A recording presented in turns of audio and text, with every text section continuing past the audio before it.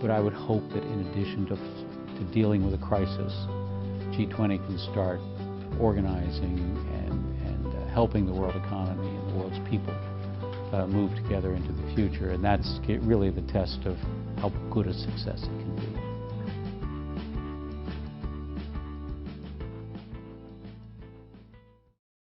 I think the biggest challenge, without doubt, is to achieve an integration between the economic goals, which is furthering innovation, trade, governance issues concerning economic integration on the one hand, and reducing social tensions, inequalities, getting more social integration on the other, and achieving environmental viability.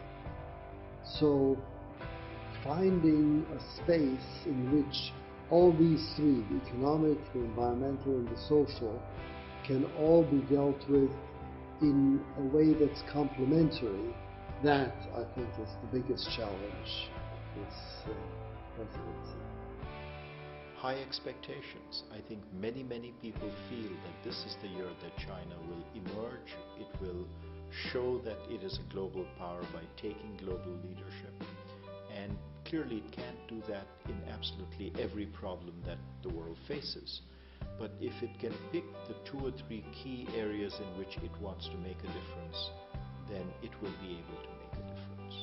Key challenge to this summit that China is holding would be the ability of China to put a proposal that is at the same time innovative and acceptable. That being said, China is the second biggest economy in the world, and therefore its leadership role would be very important. So what I expect from this summit is, in one sentence, Chinese leadership to improve the quality of life in developing countries. Somebody said this morning it's going to be a success. The question is, how big a success will it be?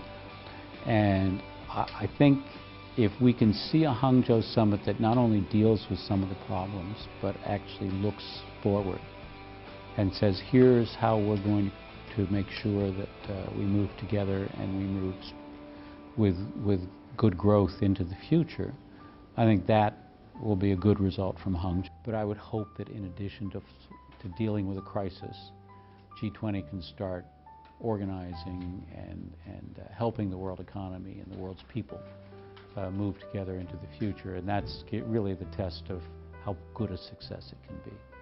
The biggest challenge is the US election, if I want to be honest, because we have US elections in November. The G20 will be early September. And because the US is still the pillar of the global economy, China is becoming the second largest, most important economy. And so the key is to maintain the ability of the US to be a team player when it's so close to the US election. Because it is a very difficult thing for China to show a kind of new idea, new philosophy, which could contribute to the world to move one step forward from the current global standard. It's a big challenge, but I think China is trying to do it through for example, establishment of AIIB or OBOR. And I think China needs to show the world what kind of philosophy, what kind of growth strategy China really needs to present to the global society to make sure that China is going to contribute to the inclusive growth.